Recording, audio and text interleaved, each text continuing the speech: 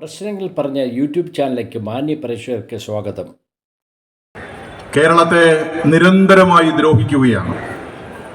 കേരളത്തോട് കടുത്ത അനീതിയാണ് കേന്ദ്ര ഗവൺമെന്റ് വെച്ച് പുലർത്തുന്നത്.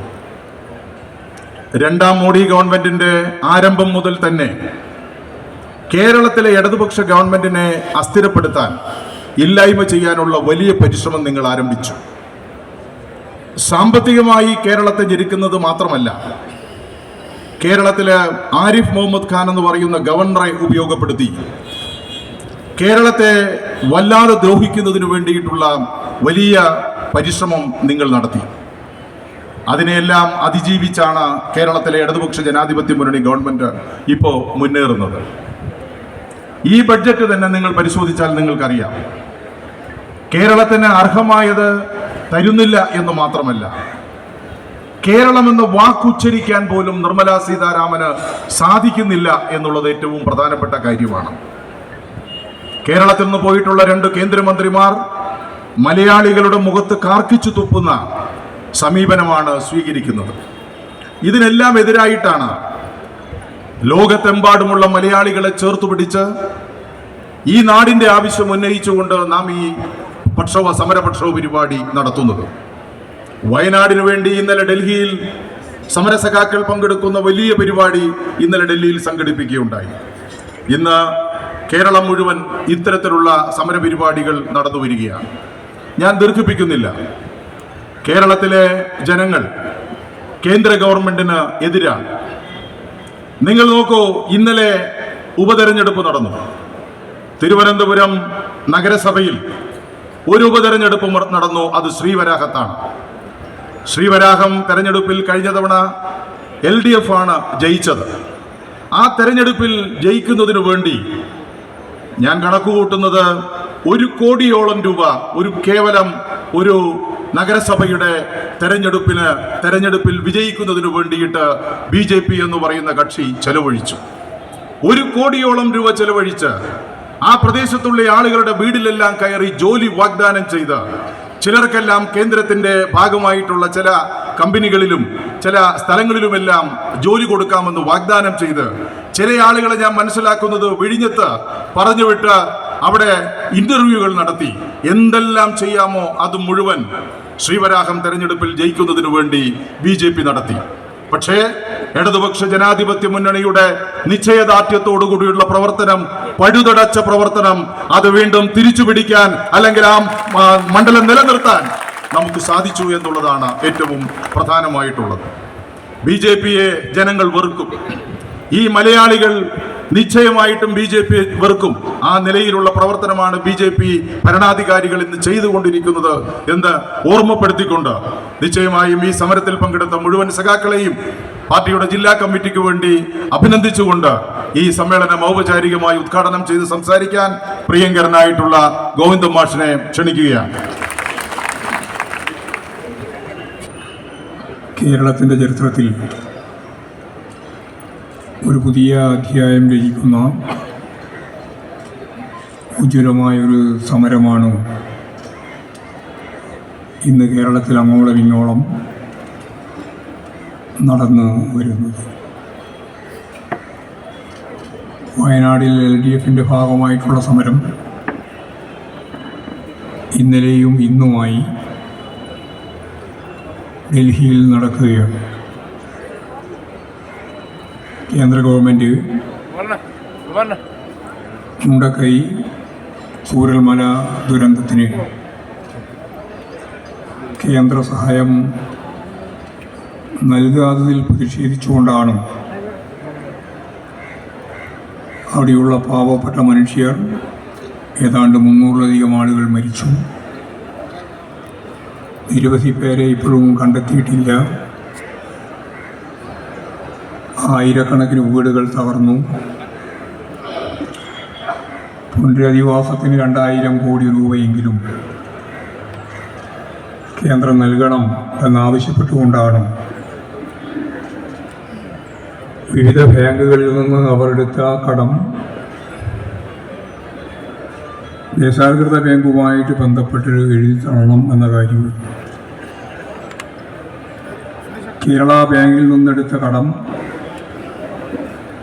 കേരള ഗവൺമെൻറ്റിൻ്റെ അഭ്യർത്ഥന അനുസരിച്ച് അത് എഴുതി തള്ളിക്കഴിഞ്ഞു എന്നുള്ള കാര്യം ഓർമ്മിപ്പിച്ചുകൊണ്ട് കേന്ദ്ര ഗവൺമെൻറ്റിനോട് നമ്മൾ ആവശ്യപ്പെടുകയാണ്.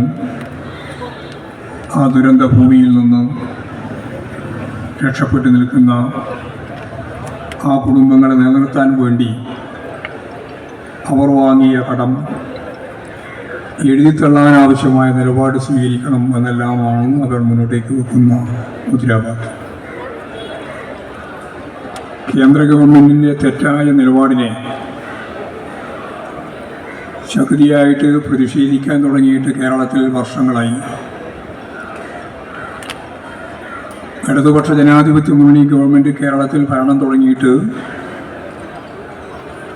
ഏതാണ്ട് 8 വർഷത്തിലധികമായി.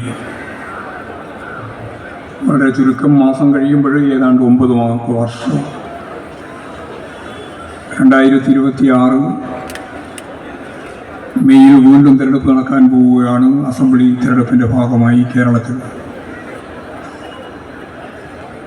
കേരളത്തിലെ ജനങ്ങൾ അഭിമുഖീകരിക്കുന്ന പ്രശ്നങ്ങളെ ഇടതുപക്ഷ ജനാധിപത്യ മുന്നണിയും അതുപോലെ തന്നെ ഇടതുപക്ഷ ജനാധിപത്യ മുന്നണിക്ക് നേതൃത്വം നൽകുന്ന CPIM-ഉം വ്യക്തമായ കാഴ്ചപ്പാടോടുകൂടി കൃത്യമായിട്ട് ജനങ്ങളുടെ മുമ്പിൽ അവതരിപ്പിക്കുകയും ജനങ്ങളുടെ മുമ്പിൽ അവതരിപ്പിച്ച പരിപാടികൾ നടപ്പിലാക്കുന്നതിന് വേണ്ടി ഭരണഘടനാപരമായിട്ട് നമ്മുടെ ശേഷി, കഴിവ് ഒരു ഫെഡറൽ ഗവൺമെൻറ്റിൻ്റെ ഭാഗമായിട്ട് ഇരിക്കുമ്പോൾ കേന്ദ്ര ഗവൺമെൻറ് കേരളത്തിന് അർഹതപ്പെട്ട കേരളം ഇന്നത്തെ ഇന്ത്യയുടെ മാതൃകയായിട്ട് നിൽക്കുന്ന ഒരേ ഒരു ഇടതുപക്ഷ മുന്നണി ഗവൺമെൻറ്റുള്ള സംസ്ഥാനമാണ്. ആ കേരളത്തെ ഫലപ്രദമായിട്ട് മുന്നോട്ടേക്ക് നയിക്കുക എന്നത് ശക്തിയുള്ള ഒരു കേന്ദ്രവും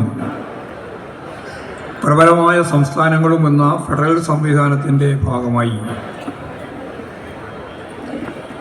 നമുക്ക് അവകാശപ്പെട്ട ആനുകൂല്യങ്ങൾ അല്ലെങ്കിൽ നമുക്ക് അവകാശപ്പെട്ട ഏറ്റവും പ്രധാനപ്പെട്ട നമ്മുടെ വിഹിതം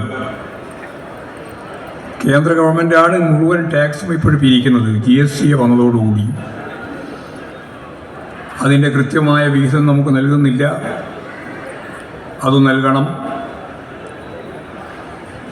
ധനകാര്യ കമ്മീഷൻ തീരുമാനിക്കുന്ന കണക്കനുസരിച്ചാണ് പണം നൽകുന്നത് എന്നാണ് അവർ പറയുക. 10ാം ധനകാര്യ കമ്മീഷൻ്റെ ഭാഗമായി നമുക്ക് കിട്ടിക്കൊണ്ടിരുന്ന 3.9% വിഹിതം ആളോഹരി അനുസരിച്ച് കേരളത്തിൽ ഇപ്പോൾ 15ാം ധനകാര്യ കമ്മീഷനാകുമ്പോൾ ലഭിക്കുന്നില്ല. 3.9 നിന്ന് കുറഞ്ഞ് ഇപ്പോൾ 1.9% എത്തി നിൽക്കുകയാണ്. 1.9%. 2% സത്യം പറഞ്ഞാൽ കുറവാണ്. 3.9% എന്ന് പറയുന്നത് നമ്മൾ ഈ 3 കേൾക്കുമ്പോൾ വിചാരിക്കും 3 ഉള്ളൂ, ഒരു കുഴപ്പമില്ല എന്നാണ്. പക്ഷേ ലക്ഷക്കണക്കിന് കോടിയാണ് റുപ്പിയ നമുക്ക് ലഭിക്കാറുള്ളത്. ശതമാനം പറഞ്ഞാൽ വ്യക്തത വരാതെ കൊണ്ടാണ് ഞാൻ പറഞ്ഞത്. ഏതാണ്ട് നമുക്ക് ഈ സന്ദർഭമാകുമ്പോഴേക്ക് 1,07,000-ലധികം കോടി റുപ്പിയ നമുക്ക് കിട്ടേണ്ടുന്ന പണം ഈ ആളോഹരി വരുമാനത്തിൻ്റെ ഭാഗമായിട്ട് കണക്കാക്കി ധനകാര്യ കമ്മീഷൻ തരുന്ന പണം നമ്മൾ വലിയ രീതിയിൽ കുറവ് സംഭവിച്ചിരിക്കുകയാണ് കേരളത്തിൽ. ഈ ഭരണകൂട വ്യവസ്ഥയിൽ നിന്നുകൊണ്ട് എങ്ങനെയാണ് കേരളത്തെ മുന്നോട്ടേക്ക് നയിക്കുക എന്നുള്ളതാണ് ഇടതുപക്ഷ ജനാധിപത്യ മുന്നണി ആദ്യം മുതൽ ഇപ്പോഴും ചർച്ച ചെയ്തുകൊണ്ടിരിക്കുന്നത്. ഐക്യ കേരളം രൂപപ്പെട്ടതിന് ശേഷം ആദ്യം നടന്ന തെരഞ്ഞെടുപ്പിലാണ് അന്ന് CPIയുടെ ഭാഗമായിട്ടുള്ള സംസ്ഥാന സമ്മേളനം തൃശ്ശൂരിലാണ് നടന്നത്. 1956 ജൂണിൽ നടന്ന ആ സമ്മേളനത്തിൽ വരാൻ പോകുന്ന കേരളത്തിലെ ഐക്യ കേരളത്തിൻ്റെ ഭാഗമായിട്ടുള്ള ആദ്യത്തെ പൊതു തിരഞ്ഞെടുപ്പ്, ആ പൊതു തിരഞ്ഞെടുപ്പിൽ കേരളം എങ്ങനെയാണ് മുന്നോട്ടേക്ക് പോകേണ്ടത് എന്നതിൻ്റെ അസ്ഥിവാരം പെടുത്ത നിലപാട് സ്വീകരിച്ചത് ആ സമ്മേളനമാണ്. ഈ കേരളത്തിൻ്റെ ജീവിതം, ജനങ്ങളുടെ ജനജീവിതം ഇന്നത്തെ രീതിയിലേക്ക് മാറ്റുന്നതിനു വേണ്ടി സാധിച്ച അടിത്തറ രൂപപ്പെടുത്തിയത് അന്നാണ്. 56-ൽ നടന്ന സമ്മേളനത്തിൻ്റെ ഭാഗമായി വരാൻ പോകുന്ന തെരഞ്ഞെടുപ്പിൻ്റെ മുമ്പിൽ പ്രകടന പത്രികയായിട്ട് വെക്കേണ്ടുന്ന കാര്യം കൃത്യമായിട്ട് കേരളത്തിൻ്റെ വികസനവുമായി ബന്ധപ്പെട്ട് അടിസ്ഥാനപരമായ ഇടപെടലുമായിട്ട് ബന്ധപ്പെട്ട് തീരുമാനിച്ചു. അത് പ്രകടന പത്രികയായി വെച്ചുകൊണ്ടാണ് യഥാർത്ഥത്തിൽ 1957 ഏപ്രിൽ ഗവൺമെൻറ് അധികാരത്തിൽ വരുന്ന ആ തെരഞ്ഞെടുപ്പ് നടന്നത്. അതിൽ ആ മൗലികമായ കാര്യം നിലവിലുള്ള VMS സ്ഥിരമായിട്ട് പറഞ്ഞുകൊണ്ടിരിക്കുന്ന എല്ലാ ചരിത്രകാരന്മാരും അംഗീകരിച്ച ജാതി ജന്മി നാടുവാഴി വ്യവസ്ഥക്ക് അന്ത്യം കുറിക്കണം എന്നത്. ജാതി ജന്മി നാടുവാഴി വ്യവസ്ഥ മാറ്റുന്നതിന് വേണ്ടിയുള്ള ഫലപ്രദമായ ഇടപെടലുകൾ ഒരു കമ്മ്യൂണിസ്റ്റ് പാർട്ടിയുടെ നേതൃത്വത്തിലുള്ള ഗവൺമെൻറ് അധികാരത്തിൽ വന്നാൽ കേരളത്തിൽ എങ്ങനെ നമ്മൾ കൈകാര്യം ചെയ്യും? അതിൻ്റെ ഭാഗമായിട്ടാണ് 1957 ഏപ്രിൽ 5-ന് അധികാരത്തിൽ വന്ന് ഒരാഴ്ച പൂർത്തിയാകുന്നതിന് മുമ്പ് ഏപ്രിൽ 11-ന് ഇന്ത്യയുടെ ചരിത്രത്തിലാദ്യമായി ഒരു ഇന്ത്യൻ സംസ്ഥാനവും ഇപ്പോഴും ചിന്തിക്കാത്ത ഏറ്റവും പ്രധാനപ്പെട്ട ഒരു ഓർഡിനൻസ് ഗവൺമെൻറ് ഇറക്കി. ആ ഓർഡിനൻസാണ് ഭൂമിയിൽ നിന്ന് പാവപ്പെട്ട കുടിയെടുപ്പുകാരനെയും കുടിയാനെയും ഒഴിപ്പിക്കരുത് എന്ന് കുടി ഒഴിപ്പിക്കൽ വിരുദ്ധ ഓർഡിനൻസ്. യഥാർത്ഥത്തിൽ മനുഷ്യന് തൻ്റെടിയായിട്ട് ജീവിക്കാൻ ആരംഭം കുറിച്ചത് അവിടെയാണ്. ഒരാളെയും ഒഴിപ്പിക്കരുത്, ഒരു കുടിയാനെയും കുടിയെടുപ്പുകാരനെയും ഒഴിപ്പിക്കരുത്. നിയമനിർമ്മാണമൊന്നും നടന്നില്ല, അതിനു മുമ്പ് ഗവൺമെൻറ് പോയി.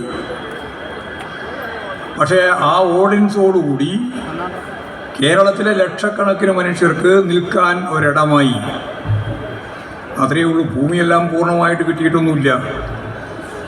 തൻ്റെടിയായ ഒരു ജനവിഭാഗമായിട്ട് കേരളീയർ മാറി. കാർഷിക മേഖലയിൽ, വ്യാവസായിക മേഖലയിൽ, വിദ്യാഭ്യാസ മേഖലയിൽ, സാംസ്കാരിക മേഖലയിൽ തുടങ്ങി എല്ലാ തലങ്ങളിലും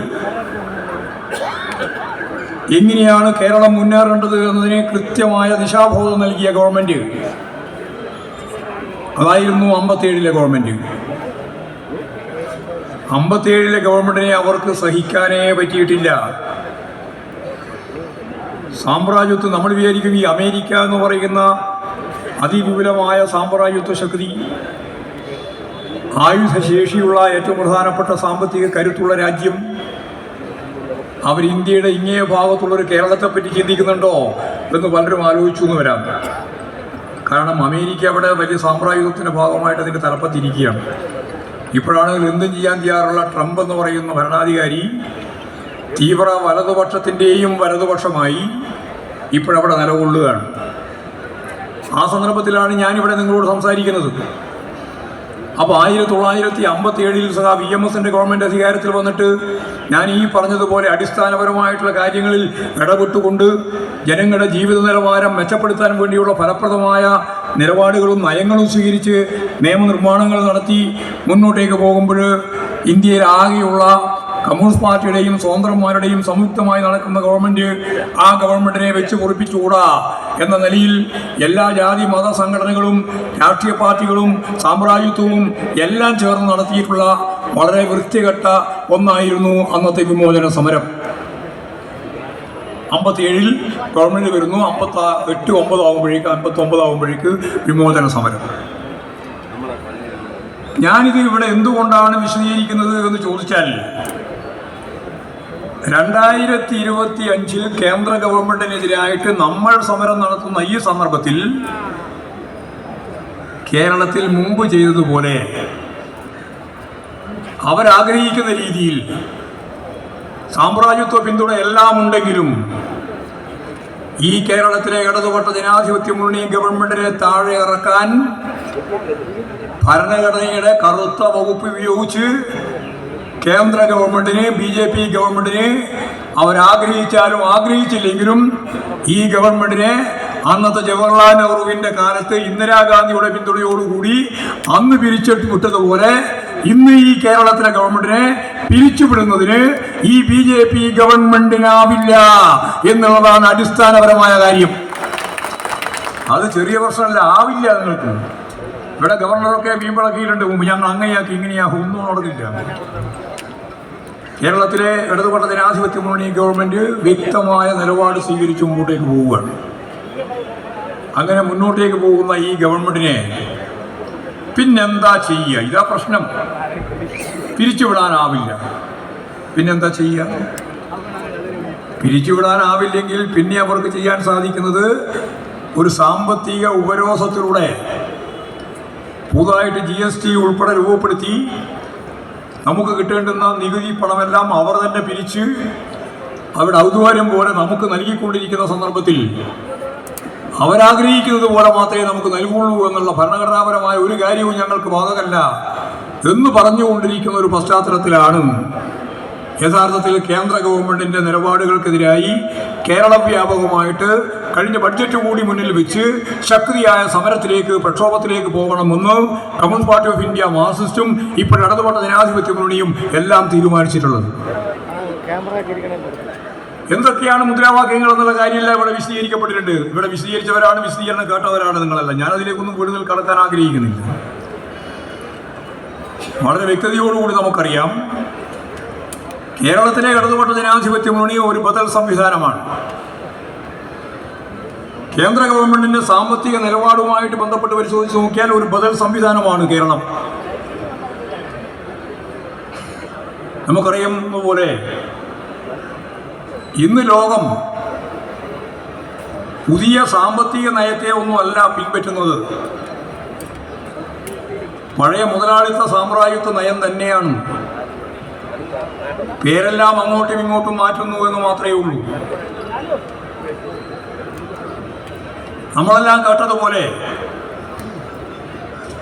ഒരു ഘട്ടം വരെ മുതലാളിത്തം ഇങ്ങനെ രൂപപ്പെട്ട് ശക്തിപ്പെട്ട് വളർന്നു വരുമ്പോഴാണ് രണ്ടാം ലോകമഹായുദ്ധത്തിന്റെ ആ ഘട്ടമെത്തിയപ്പോൾ ലോകവ്യാപകമായിട്ട് യുദ്ധം ആരംഭിക്കുന്നത്. അത് സാമ്രാജ്യത്വ രാജ്യങ്ങൾ തമ്മിലുള്ള വൈരുദ്ധ്യത്തെ അടിസ്ഥാനപ്പെടുത്തിയിട്ടാണ്. സാമ്രാജ്യത്വ രാജ്യങ്ങൾ തമ്മിൽ തന്നെയാണ് ഏറ്റുമുട്ടിയത്. അന്ന് സോവിയറ്റ് റഷ്യ ഉണ്ടെങ്കിലും സോവിയറ്റ് റഷ്യ മാത്രമേ ഉണ്ടായിരുന്നുള്ളൂ, ഒരു സോഷ്യലിസ്റ്റ് രാജ്യം. ഫാസിസത്തിനെതിരായിട്ടുള്ള പോരാട്ടത്തിൽ സോവിയറ്റ് റഷ്യ ഉൾപ്പെടെ ചേർന്ന് ജനാധിപത്യ ചേരിയോടൊപ്പം നിന്ന് മുമ്പോട്ടേക്ക് പോയി. ഫാസിസത്തെ അതിൻ്റെ അതിശക്തിയായ രീതിയിലുള്ള പ്രഭാവത്തോടു കൂടി നിൽക്കുമ്പോൾ തന്നെ തകർത്തു. അതിന് നിർണായകമായ പങ്ക് വഹിച്ചത് സോവിയറ്റ് റഷ്യയിലെ കമ്മ്യൂണിസ്റ്റ് പാർട്ടിയും അതുപോലെ തന്നെ സോവിയറ്റ് റഷ്യയിലെ ജനങ്ങളും ആ ഭരണകൂട സംവിധാനവും തന്നെയാണ്. അതിനുശേഷമാണ് യഥാർത്ഥത്തിൽ ആറ്റം ബോംബ് ഉൾപ്പെടെ ഉപയോഗിച്ച് നാഗസാക്കിയിലും ഹിരോഷിമയിലും ബോംബ് വർഷം നടത്തി തലമുറകളായി ആ മനുഷ്യരെ ശിക്ഷിക്കാൻ അമേരിക്കൻ സാമ്രാജ്യത്വത്തിന്റെ നേതൃത്വത്തിൽ യുദ്ധം അവസാനിക്കുന്ന ഘട്ടത്തിൽ വേണ്ടാത്ത രീതിയിൽ ആയുധപ്രയോഗം നടത്തിയത്. അന്നത്തെ സാമ്രാജ്യത്വ രാജ്യങ്ങൾ തമ്മിലുള്ള വൈരുദ്ധ്യം ഒന്നാം ലോകമഹായുദ്ധത്തിൻ്റെയും രണ്ടാം ലോകമഹായുദ്ധത്തിൻ്റെയും ഏറ്റവും ഫലപ്രദമായ രീതിയിലുള്ള ഇടപെടൽ ശക്തിയായിട്ട് അവർ തന്നെയാണ് പരസ്പരം ഏറ്റുമുട്ടിയതെങ്കിൽ ഇപ്പോഴും ലോകത്ത് ഒരു പുതിയ രീതി ഉയർന്നു വരികയാണ്. നിയോഫാസിസം എന്ന പുതിയ തലം. നിയോഫാസിസം ഇപ്പോൾ ചർച്ചയാണ്, മാതൃഭൂമിയാണ് ആ ചർച്ച തുടങ്ങിയത്. എന്താണ് നിയോഫാസിസം? എന്താണ് ഫാസിസം? മാർക്സിസ്റ്റുകാർ ഫാസിസം ഉപേക്ഷിച്ചിരിക്കുകയാണോ? ഇപ്പോഴും ഫാസിസം അല്ലേ? ഇപ്പോഴും ഫാസിസമാണ് എന്ന് ആരെങ്കിലും പറയുന്നുണ്ടെങ്കിൽ അവരോട് എനിക്ക് ഒറ്റ ഉത്തരവേ ഉള്ളൂ, എങ്കിൽ ഈ സമരം നടക്കില്ല. വേറെ അധികം വിശദീകരിക്കാനൊന്നും ഞാൻ പുറപ്പെടുന്നില്ല. ഇന്ത്യൻ ഭരണഘടനയും ഇന്ത്യൻ ഭരണ സംവിധാനവുമാകെ ഫാസിസത്തിലേക്ക് എത്തിക്കഴിഞ്ഞു എന്ന് പറഞ്ഞാൽ പിന്നെ ഭരണകൂട വ്യവസ്ഥക്കെതിരായിട്ട് ജനാധിപത്യപരമായ രീതിയിൽ നടക്കുന്ന ഈ സമരമുണ്ടാവില്ല. അപ്പോൾ ഫാസിസമാണോ അല്ലയോ നോക്കാനുള്ള ഏറ്റവും പ്രധാനപ്പെട്ട അളവുകോൽ ഈ സമരമുണ്ടോ ഇല്ലയോ എന്നാണ്. ഉണ്ടോ? ഇത് മായ?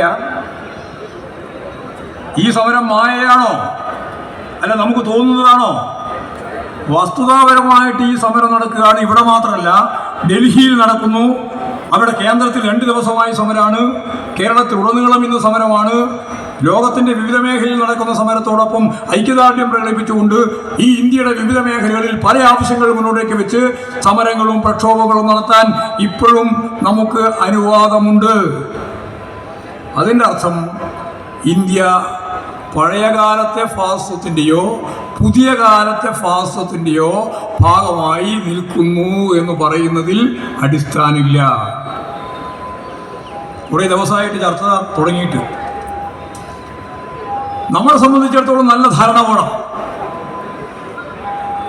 അതിപ്പോൾ കോൺഗ്രസ്സുകാർ പറയുന്നത് BJPയുമായിട്ട് ചേർന്ന് മുമ്പോട്ടേക്ക് പോകുന്നതിൻ്റെ ഭാഗമായിട്ടാണ് ഈ രാഷ്ട്രീയ പ്രമേയത്തിൻ്റെ അകത്ത് ഫാസിസം എന്നുള്ള പദം CPIM പ്രയോഗിക്കാത്തത് എന്ന് രാഷ്ട്രീയ പ്രമേയത്തിൻ്റെ കരട് രേഖ എവിടെയോ കണ്ടതോ പറഞ്ഞതോ ആരോ പറഞ്ഞതോ മനസ്സിലാക്കിയിട്ടോ ഇപ്പം ചില ആളുകൾ ചില ബുദ്ധിജീവികൾ ഉൾപ്പെടെ പറഞ്ഞുകൊണ്ടിരിക്കുകയാണ്. എനിക്കതിലൊന്നും തർക്കമില്ല.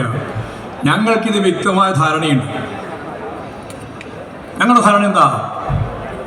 CPIMന്റെ പാർട്ടി പരിപാടി 2000-ലാണ് സോവിയറ്റ് റഷ്യയും കിഴക്കൻ യൂറോപ്യൻ രാജ്യങ്ങളുമെല്ലാം തകർന്നു പോയതിന് ശേഷം, മുതലാളിത്തത്തിലേക്ക് തിരിച്ചു പോയതിനു ശേഷം പാർട്ടി പരിപാടി അപ്ഡേറ്റ് ചെയ്യാൻ വേണ്ടി പാർട്ടി തീരുമാനിച്ചു. കാലോചിതമായിട്ട് മാറ്റാൻ തീരുമാനിച്ചതിൻ്റെ അടിസ്ഥാനത്തിൽ ഈ തിരുവനന്തപുരത്ത് വെച്ചാണ് പാർട്ടിയുടെ സ്പെഷ്യൽ സമ്മേളനം ചേർന്നത്. 1964-ൽ പാർട്ടി കോൺഗ്രസിൻ്റെ ഭാഗമായിട്ട് 7ാം പാർട്ടി കോൺഗ്രസിൻ്റെ ഭാഗമായിട്ട് കൽക്കത്തയിൽ ചേർന്ന് അംഗീകരിച്ച രാഷ്ട്രീയ പാർട്ടി നമ്മുടെ പാർട്ടിയുടെ പരിപാടി അത് എല്ലാ കാലവും മാറ്റുന്നൊന്നല്ല. പാർട്ടി പരിപാടി സാധാരണ രീതിയിൽ മാറ്റത്തിന് വിധേയമാവാതെ ഒരു കാലഘട്ടം വരെ മുമ്പോട്ടേക്ക് പോകുന്ന ഒരു രേഖയാണ്.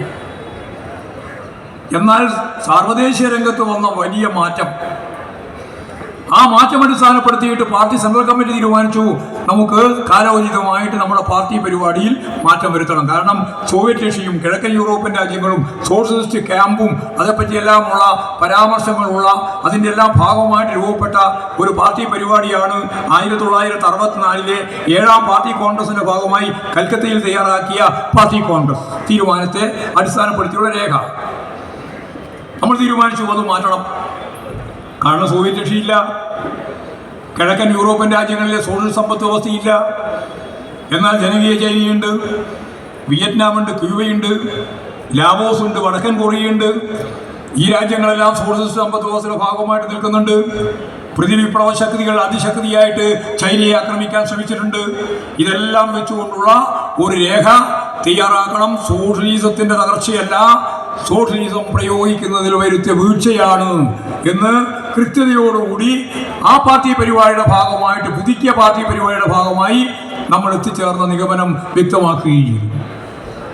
ആ 2000-ൽ ചേർന്ന പാർട്ടി സമ്മേളനം ഇവിടെ ഈ തിരുവനന്തപുരത്ത് പാർട്ടി പരിപാടി അതിൻ്റെ 7-14 7ാമത്തെ അധ്യായത്തിൻ്റെ 14ാമത്തെ ഖണ്ഡിക. എന്താണ് RSSും BJPയും തമ്മിലുള്ള ബന്ധം എന്താണ് എന്ന് പാർട്ടി പരിപാടിയുടെ ഭാഗമായിട്ട് തന്നെ രേഖപ്പെടുത്തിയിട്ടുണ്ട്. എന്താ പറഞ്ഞത്? ഇന്നലെ ഞാൻ ഇങ്ങോട്ടേക്ക് വരുമ്പോൾ ഞാൻ കൃത്യമായിട്ട് അതൊന്നുകൂടി വായിച്ചു. പാർട്ടി പരിപാടിയുടെ ആകെ 8 അധ്യായങ്ങളുള്ളത്. മുമ്പ് 9 ഉണ്ടായിരുന്നു. പുതുക്കിയപ്പോൾ അത് 8ആക്കി ചുരുക്കി. 8ാമത്തത് പാർട്ടി കെട്ടിപ്പടുക്കലാണ്. 7ാമത്തെ അധ്യായത്തിലെ 14ാമത്തെ ഖണ്ഡിക. അന്ന് ഈ ഇന്ത്യയിൽ പ്രവർത്തിക്കുന്ന RSSനെ പറ്റിയുള്ള BJPയെ പറ്റിയുള്ള വിശകലനമാണ്. പാർട്ടി പറഞ്ഞു RSSനാൽ നയിക്കപ്പെടുന്ന രാഷ്ട്രീയ പാർട്ടിയാണ് BJP. അല്ലാണ്ട് BJP നയിക്കുന്നതല്ല RSS. RSSനാൽ നയിക്കപ്പെടുന്ന രാഷ്ട്രീയ പാർട്ടിയാണ് BJP. എന്നിട്ട് RSS എന്താണ് എന്ന് വിശദീകരിച്ചു. പാർട്ടി പറഞ്ഞു RSS എന്ന് പറയുന്നത് ഫാസിസ്റ്റ് സമീപനമുള്ള ഒരു സംഘടനയാണ്. ഫാസിസ്റ്റ് സമീപനമുള്ള ഒരു സംഘടനയാണ് RSS. ആ RSSനാൽ നയിക്കുന്ന രാഷ്ട്രീയ പാർട്ടിയാണ് BJP. അവിടെ അവസാനിപ്പിച്ചില്ല. എല്ലാ രാഷ്ട്രീയ പാർട്ടികളിൽ നിന്നും വ്യത്യസ്തമായി ബൂർഷ്വാ രാഷ്ട്രീയ പാർട്ടികൾ, പ്രത്യേകിച്ച് പറഞ്ഞു ബൂർഷ്വാ രാഷ്ട്രീയ പാർട്ടികളിൽ നിന്നും വ്യത്യസ്തമാണ് BJP. എന്തുകൊണ്ടാണ്? എല്ലാ ബൂർഷ്വാ പാർട്ടികളെ സംബന്ധിച്ചിടത്തോളം അത് ഒരു പാർട്ടിയായിട്ട് പ്രവർത്തിക്കുകയാണ്. BJP അങ്ങനെയല്ല. BJPക്കകത്ത് അതിൻ്റെ ന്യൂക്ലിയസ് ആയി പ്രവർത്തിക്കുന്നത് ഫാസിസ്റ്റ് സ്വഭാവമുള്ള RSS ആണ്. ഹിന്ദുത്വ രാഷ്ട്ര സൃഷ്ടിക്ക് വേണ്ടിയുള്ള നിരവധിയായ പ്രവർത്തനങ്ങൾ സംഘടിപ്പിച്ചുകൊണ്ടിരിക്കുന്ന ഒരു വിഭാഗമാണ്. അപകടകരമാണ്. അത് പാർട്ടി പരിപാടിയുടെ ഭാഗമായി 7/14 ഈ പാർട്ടി അതിൻ്റെ പാർട്ടിയുടെ മാറ്റിയ, അല്ലെങ്കിൽ ഞാൻ നേരത്തെ പറഞ്ഞ അപ്ഡേറ്റ് ചെയ്ത, കാലോചിതമായിട്ട് മാറ്റിയ പാർട്ടി പരിപാടിയിൽ തന്നെ RSSനെ സംബന്ധിച്ചും BJPയെ പറ്റിയും RSSന്റെ പ്രത്യേകതയും അതിനെ നയിക്കുന്ന RSS നയിക്കുന്ന BJPയെ പറ്റിയും കൃത്യമായിട്ട് പറഞ്ഞിട്ട് മറ്റെല്ലാ രാഷ്ട്രീയ പാർട്ടികളിൽ നിന്നും, ബൂർഷ്വാ പാർട്ടികൾ ഉൾപ്പെടെയുള്ള എല്ലാറ്റിൽ നിന്നും വ്യത്യസ്തമാണ്. മതമൗലികവാദ നിലപാടുകൾ സ്വീകരിച്ച് വർഗീയ ധ്രുവീകരണത്തിൽ പ്രവർത്തിക്കുന്ന RSSന്റെ നേതൃത്വത്തിലുള്ള ഈ BJP എന്ന് കൃത്യമായിട്ട് എഴുതി ചേർത്തിട്ടുണ്ട്. ഇത് ഞാൻ പറഞ്ഞത് 2000-ലാണ് പാർട്ടി പരിപാടി പുതുക്കിയത്. ഇനിയിപ്പോഴും ചില ആളുകൾ വാദിച്ചുകൊണ്ടിരിക്കുന്ന വളരെ പ്രധാനപ്പെട്ട ഒരു ഭാഗം എന്താ? BJPക്ക് അനുകൂലമായ നിലപാട് ഞങ്ങൾ അന്നേ പറഞ്ഞില്ലേ എന്ന് പറഞ്ഞ് നടക്കുകയാണ് ചിലർ. അത് കോൺഗ്രസ്സാണ്. ഞങ്ങൾ അന്നും ഇന്നും ഒരു തരത്തിലുള്ള വ്യത്യാസവും ഇല്ലാതെ ഒരു കാര്യം പറഞ്ഞു വെക്കുകയാണ്. ആദ്യം അത് പറഞ്ഞാലേ പൂർണ്ണമാവുള്ളൂ. ഇന്ത്യയിലെ ഇന്നത്തെ രാഷ്ട്രീയ പശ്ചാത്തലത്തിൽ ഏറ്റവും കടുത്ത ശത്രു ആരാണ്? Communist party of India, Marxist വ്യക്തമാക്കി. അത് നേരത്തെ പറഞ്ഞ പാർട്ടി പരിപാടിയിൽ പറഞ്ഞ RSSനാൽ നയിക്കുന്ന BJP തന്നെയാണ്. ആ ശത്രുവിനെതിരായിട്ട് രാജ്യത്തെ ജനങ്ങൾ എഴുന്നേൽക്കുക എന്നുള്ളതാണ് നമ്മുടെ ഏറ്റവും പ്രധാനപ്പെട്ട ചുമതല. അത് രാഷ്ട്രീയ പോരാട്ടത്തിന്റെ ഭാഗമായും തെരഞ്ഞെടുപ്പ് പോരാട്ടത്തിന്റെയും ഭാഗമായിട്ട് രണ്ടും. എന്നിട്ട് communist party of India, Marxist കഴിഞ്ഞ 2-3 പാർട്ടി കോൺഗ്രസുമായിട്ട് ബന്ധപ്പെട്ട രേഖയൊന്ന് പരിശോധിക്കണം. 22ാമത്തെ പാർട്ടി കോൺഗ്രസ്. ഇത് 23-24 22ാമത്തെ പാർട്ടി കോൺഗ്രസിൽ നമ്മൾ പറഞ്ഞു RSSന്റെ നേതൃത്വത്തിലുള്ള BJP ഫാസിസ്റ്റ് അജണ്ടകളാണ് മുന്നോട്ടേക്ക് വെക്കുന്നത്. അതിന്റെ സ്വഭാവം അങ്ങനെയാണ്. ഫാസിസ്റ്റ് ആണെന്ന് പറഞ്ഞിട്ട് കേട്ടോ, ഫാസിസ്റ്റ് സ്വഭാവമുള്ള അജണ്ടയാണ് കൈകാര്യം ചെയ്യുന്നത്. ഇതാണ് 22ാം പാർട്ടി കോൺഗ്രസ് പറഞ്ഞത്.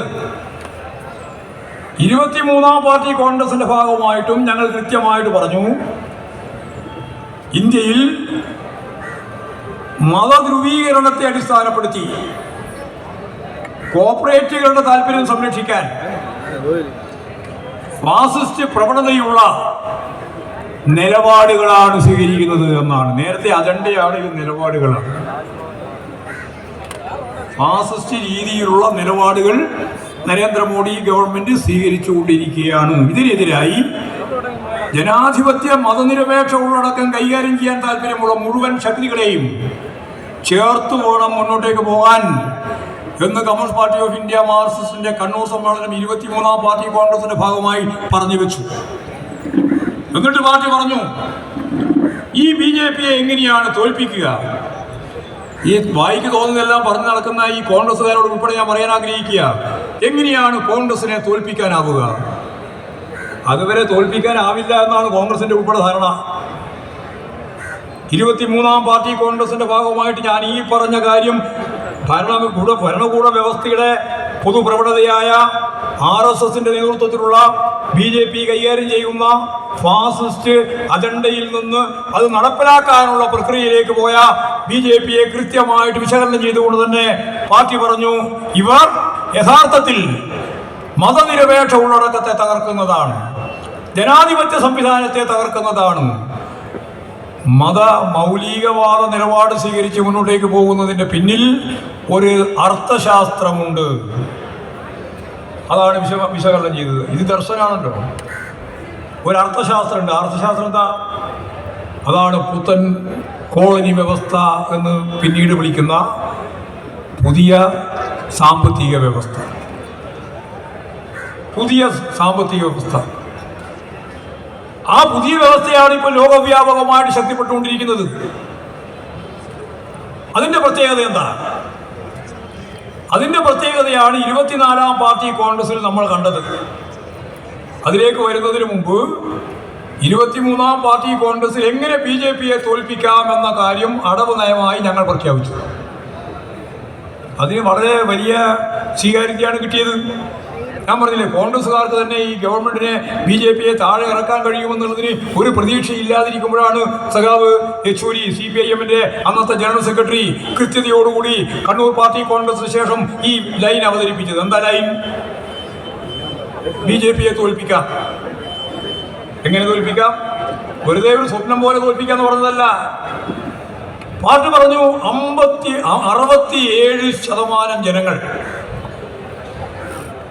63 കൃത്യമായിട്ട് പറഞ്ഞ 63% ജനങ്ങൾ BJPക്ക് എതിരായിട്ട് വോട്ട് ചെയ്തവരാണ് ഇന്ത്യയിൽ. അപ്പോൾ BJPക്ക് അനുകൂലമായിട്ട് വോട്ട് ചെയ്തത് എത്രയാ? 37%. 37% ജനങ്ങൾ മാത്രമേ BJPക്ക് അനുകൂലമായിട്ട് 17ാം ലോക്സഭാ തെരഞ്ഞെടുപ്പിൻ്റെ ഭാഗമായിട്ട് വോട്ട് ചെയ്തിട്ടുള്ളൂ. അപ്പോൾ നമ്മൾ 18ാം ലോക്സഭാ തെരഞ്ഞെടുപ്പിലേക്ക് പോവുകയാണ്. അതിൻ്റെ മുന്നോടിയായിട്ടുള്ളതാണ് പാർട്ടി കോൺഗ്രസ്, കണ്ണൂർ പാർട്ടി കോൺഗ്രസ് 3 കൊല്ലം മുമ്പ്. അപ്പോൾ നമ്മൾ പറഞ്ഞു അതിനൊറ്റ വഴിയേ ഉള്ളൂ, ഈ 63% BJP വിരുദ്ധ വോട്ട് ഒന്നുപോലും ചോർന്നു പോവാതെ ഓരോ സംസ്ഥാനവും ഓരോ യൂണിറ്റായി കണക്കാക്കി ഓരോ മണ്ഡലവും മണ്ഡലത്തിൽ ജയിക്കാൻ സാധ്യതയുള്ള സ്ഥാനാർത്ഥിയും BJP വിരുദ്ധ വോട്ട് പൂർണ്ണമായി ചേർത്ത് നിർത്താൻ സാധിക്കുന്ന സ്ഥാനാർത്ഥി പാർട്ടി ആരാണ് എന്ന് മനസ്സിലാക്കി അവർക്ക് പിന്തുണ നൽകിക്കൊണ്ട് ഒരു BJP വിരുദ്ധ ഏകോപിത സ്ഥാനാർത്ഥിയായി ഓരോ സംസ്ഥാനത്തിലും എല്ലാ പാർട്ടികളും ചേർന്ന് BJPക്കെതിരായി ഒറ്റക്കെട്ടായി മുന്നോട്ടേക്ക് പോയാൽ BJPയെ തോൽപ്പിക്കാം. ഞങ്ങൾ അന്ന് പറഞ്ഞാണ് തോൽപ്പിക്കാം. അതിൻ്റെ ഭാഗമായിട്ടാണ് യഥാർത്ഥത്തിൽ പിന്നീട് നിതീഷ് തന്നെ മുൻകൈ എടുത്തുകൊണ്ട് പ്രതിപക്ഷ പാർട്ടിയുടെ ഐക്യമുണ്ടാക്കാനുള്ള ശ്രമം CPIMന്റെ ജനറൽ സെക്രട്ടറി കൂടി മുൻകൈ എടുത്ത് നടത്തിയത്. നമ്മൾ പറഞ്ഞാൽ മുഴുവനാളും കേൾക്കില്ലല്ലോ. പ്രധാനപ്പെട്ട പ്രബലമായ പാർട്ടി എന്ന രീതിയിലാണ് ബീഹാർ മുഖ്യമന്ത്രി നിതീഷ് കുമാർ അദ്ദേഹത്തോട് ഈ കാര്യങ്ങളെല്ലാം പറഞ്ഞ് ബോധ്യപ്പെട്ടപ്പോൾ അദ്ദേഹം തന്നെ ഫലപ്രദമായിട്ട് കോൺഗ്രസ് ഉൾപ്പെടെ തൃണമൂൽ കോൺഗ്രസ് ഉൾപ്പെടെ അതുപോലെ തന്നെയുള്ള മുഴുവൻ കോൺഗ്രസ് അല്ലാത്തതുമായ വിഭാഗങ്ങൾ മുഴുവനുമായിട്ട് ചേർന്ന് സംസാരിച്ച് ഒരേകോപിതമായ രീതി കാര്യങ്ങൾ കൈകാര്യം ചെയ്യാൻ ഒരു ഇന്ത്യ എന്ന വികാരത്തോടു കൂടി നമുക്ക് ഇതിനെ കൈകാര്യം ചെയ്തു പോകാൻ സാധിക്കണം എന്ന നിലപാട് സ്വീകരിച്ച് വരുമ്പോഴാണ് കോൺഗ്രസ് നേതൃത്വത്തിൻ്റെ പിടിപ്പുകേട് ആദ്യം മനസ്സിലായത്. എന്താ? ഇത്രയെല്ലാം വന്നപ്പോൾ കോൺഗ്രസിന് ചെയർമാനാവണം. നിതീഷ് കുമാർ ഇവരെല്ലാം ബന്ധപ്പെടുത്തി ഒരു കൺവീനറായിട്ട് കാര്യങ്ങൾ കൈകാര്യം ചെയ്ത് പോകാം എന്ന ധാരണയിൽ നിൽക്കുമ്പോഴാണ് കോൺഗ്രസ് ഇടപെട്ട് പറയുന്നത് ഞങ്ങളുടെ പ്രസിഡന്റിനെ ഇതിൻ്റെ ചെയർമാനാക്കണം. അപ്പോൾ കള്ളി മനസ്സിലായി നിതീഷിന്. അവസരവാദത്തിൻ്റെ അങ്ങേ തലയാണ് ഇവരെല്ലാം. നിതീഷ് മാത്രമല്ല, ഇവർ പലരും ഈ BJP എതിർക്കുന്നു എന്ന് പറയുന്ന ഇവരുടെ തന്നെ താല്പര്യം വളരെ പ്രധാനമാണ് ഓരോന്നിൻ്റെയും. ഇപ്പോൾ നമ്മൾ കണ്ടുകൊണ്ടിരിക്കുകയല്ലേ. അപ്പോൾ പറഞ്ഞു നിങ്ങളെ പരിഗണിക്കുന്ന പ്രശ്നമല്ല, ഞങ്ങൾക്ക് ചെയർമാനായിട്ട് വരട്ടെ, കാർഡുകൾ വരട്ടെ എന്നുള്ളതാണ്. സ്വാഭാവികമായിട്ടും ഈ അവസരവാദ നിലപാട് സ്വീകരിക്കുന്നവർ തക്കം നോക്കിയിരിക്കുകയാണല്ലോ. നിതീഷിന് മനസ്സിലായി കാര്യം പോക്കാണ്. കാരണം ഇതൊട്ടൊരു ശരിയായ രീതി വരികയും ചെയ്യില്ല, BJP വിട്ടിങ്ങോട്ട് വരികയും ചെയ്തു. ഇനി എന്താണ് വഴി ഭരണത്തിലേക്ക് പോകും? ഇതേ അവരാലോചിക്കുന്നുള്ളൂ. അവരെ രാഷ്ട്രീയം അതാണ്. അവരുടനെ തീരുമാനിച്ചു BJP ക്യാമ്പിലേക്ക് തന്നെ പോകാൻ.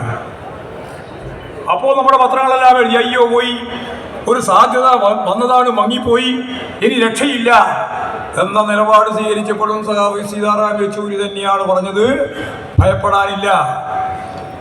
നേരത്തെ ഞങ്ങൾ ചൂണ്ടിക്കാണിച്ച ഈ 37% വോട്ട് കിട്ടിയത് അന്നത്തെ മുന്നണിയുടെ ഭാഗമായി നിതീഷ് കുമാർ ഉൾപ്പെടെ BJPയോടൊപ്പം ചേർന്ന് നിൽക്കുന്ന പശ്ചാത്തലത്തിലാണ്.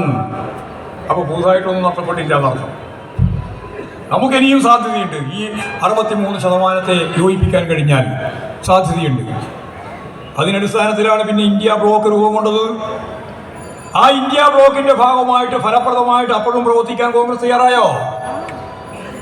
നമ്മൾ കണ്ടു തയ്യാറായിട്ടില്ല. കോൺഗ്രസ് തയ്യാറായിരുന്നുവെങ്കിൽ 2% വോട്ടിന്റെ കുറവേ ഉള്ളൂ ഇന്ത്യ ബ്ലോക്കിന്. 2% വോട്ട് 38 MP കൂടി മാറിയിരുന്നുവെങ്കിൽ, കിട്ടിയിരുന്നുവെങ്കിൽ ചിത്രം മാറുമായിരുന്നു ഇന്ത്യയുടെ. BJPയുടെ ഗവൺമെന്റ് ഇല്ല, BJPക്ക് ഒറ്റയ്ക്ക് ഭൂരിപക്ഷം ഇല്ല. BJP ആഗ്രഹിച്ചതുപോലെ ഒരു ഹിന്ദുത്വ നാടാക്കി 2025 ആകുമ്പോഴേക്ക് RSSന്റെ 100ാം വാർഷികമാകുമ്പോഴേക്ക് ഈ ഇന്ത്യയെ പരിവർത്തനം ചെയ്യിപ്പിക്കാമെന്ന അവിടെ ഉന്നം തെറ്റി. ഞാൻ ഇത്രയും വിശദമായിട്ട് ഈ ഭാഗം പറഞ്ഞത് ഇനി പറയാൻ പോകുന്ന കാര്യം വളരെ പ്രസക്തമാണ് എന്നുള്ളത് കൊണ്ടാണ്. അതിങ്ങനെയാണ്, 22ാം പാർട്ടി കോൺഗ്രസിലും 23ാം പാർട്ടി കോൺഗ്രസിലും ഇനിയിപ്പോൾ നടക്കാൻ പോകുന്ന 24ാം പാർട്ടി കോൺഗ്രസിന്റെ രാഷ്ട്രീയ പ്രമേയത്തിന്റെ കരട് അത് മാറ്റത്തിന് വിധേയമാണ്. ഇപ്പോഴത് പ്രസിദ്ധീകരിച്ചു കഴിഞ്ഞു. ആ പ്രസിദ്ധീകരിച്ചു കഴിഞ്ഞ രാഷ്ട്രീയ പ്രമേയത്തിന്റെ ഭാഗമായി ഞങ്ങൾ കൃത്യമായ ഒരു പദം ഉപയോഗിച്ചു.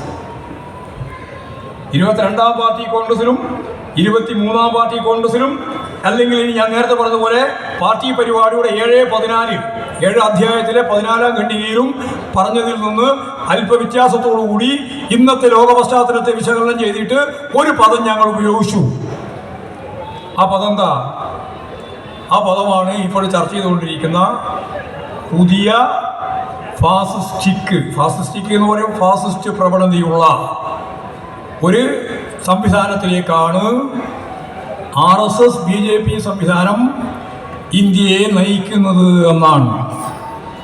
ഇത് കടുത്ത രീതിയിലുള്ള പാർട്ടി കോൺഗ്രസിൽ പറഞ്ഞതിനേക്കാളും, പാർട്ടി പരിപാടിയുടെ ഭാഗമായിട്ട് പറഞ്ഞതിനേക്കാളും, 22ാം പാർട്ടി കോൺഗ്രസിൽ പറഞ്ഞതിനേക്കാളും, 23ാം പാർട്ടി കോൺഗ്രസിനെ പറഞ്ഞതിനേക്കാളും കൂടുതൽ അർത്ഥവത്തായ സാർവദേശീയ പശ്ചാത്തലം കൂടി ചേർത്ത് ഇന്നത്തെ ഇന്ത്യൻ പരിതസ്ഥിതിയിൽ പ്രത്യേകതയോടുകൂടി നിൽക്കുന്ന ഈ പുതിയ ഫാസിസ്റ്റിക് രീതിയെ നമുക്ക് നേരിടേണ്ടതായിട്ടുണ്ട് എന്നാണ് പാർട്ടി രാഷ്ട്രീയ പ്രമേയത്തിന്റെ ഭാഗമായിട്ട് പറഞ്ഞു വെച്ചത്.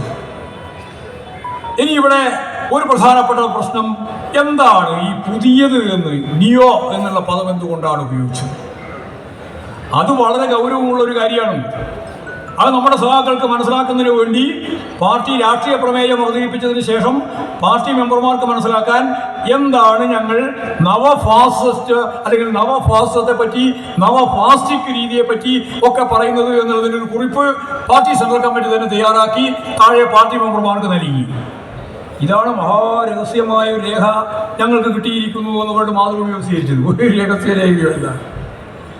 അതായത് രാഷ്ട്രീയ പ്രമേയത്തിൻ്റെ അകത്ത് പുതുതായി ഉൾച്ചേർത്ത ഒരു പദവുമായി ബന്ധപ്പെട്ട് സഖാക്കൾക്കിടയിൽ ഒരു സംശയവും ഉണ്ടാവാതിരിക്കുന്നതിന് വേണ്ടി ഒരു കുറിപ്പായി ആ പദം ഉൾപ്പെടെയുള്ള കാര്യങ്ങളെ ദേശീയാടിസ്ഥാനത്തിലും സാർവദേശീയാടിസ്ഥാനത്തിലും എന്തുകൊണ്ടാണ് ആ പദപ്രയോഗം നടത്തിയിട്ടുള്ളത് എന്നുള്ള കാര്യമാണ് വിശദീകരിച്ചത്.